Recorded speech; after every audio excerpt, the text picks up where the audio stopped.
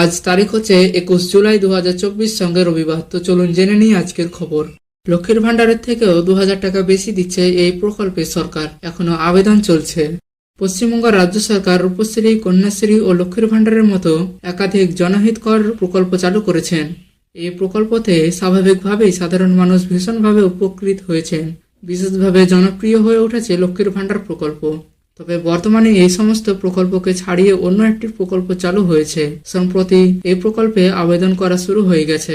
এই প্রকল্পটির আবেদন গ্রহণ শুরু হয়েছে গত 15 জুলাই থেকে এবং আগামী 30 সেপ্টেম্বর পর্যন্ত এই প্রকল্পের আবেদন প্রক্রিয়া চলবে।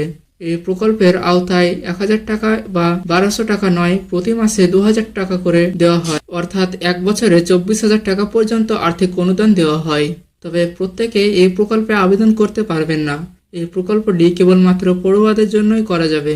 এই প্রকল্পে প্রাক মাধ্যমিক, উচ্চ মাধ্যমিক ও পেশাদারী শিক্ষার জন্য পড়ুয়াদের আর্থিকভাবে সাহায্য করা হয়ে থাকে। এই প্রকল্পের যোগ্য পড়ুয়ারা স্নাতকোত্তর স্তরে 2 বছরের জন্য 48,000 টাকা করে পাবেন।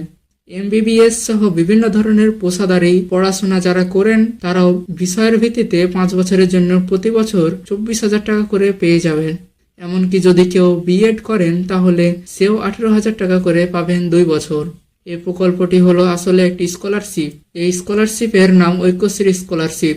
পশ্চিমবঙ্গ রাজ্য সরকারের চালু করা এই প্রকল্পে পড়ুয়ারা আবেদন করতে পারলেও সব সম্প্রদায়ের পড়ুয়ারা আবেদন করতে পারবেন না। এই প্রকল্পে শুধু মুসলিম, খ্রিস্টান, বৌদ্ধ, জৈন, পার্সি, শিখ সম্প্রদায়ের পড়ুয়ারাই আবেদন করতে পারবেন যদি তারা পশ্চিমবঙ্গের পড়ুয়া হন। এই প্রকল্পে নাম নথিভুক্ত করবার জন্য পড়ুয়াদের অন্তত 50% নম্বর পেতে হবে। এছাড়া তাকে পশ্চিমবঙ্গের কোনো সরকারি বা সরকার পোষিত বিদ্যালয়ের পড়ুয়া হতে হবে, তবেই এই প্রকল্পে তারা আবেদন করতে পারবেন।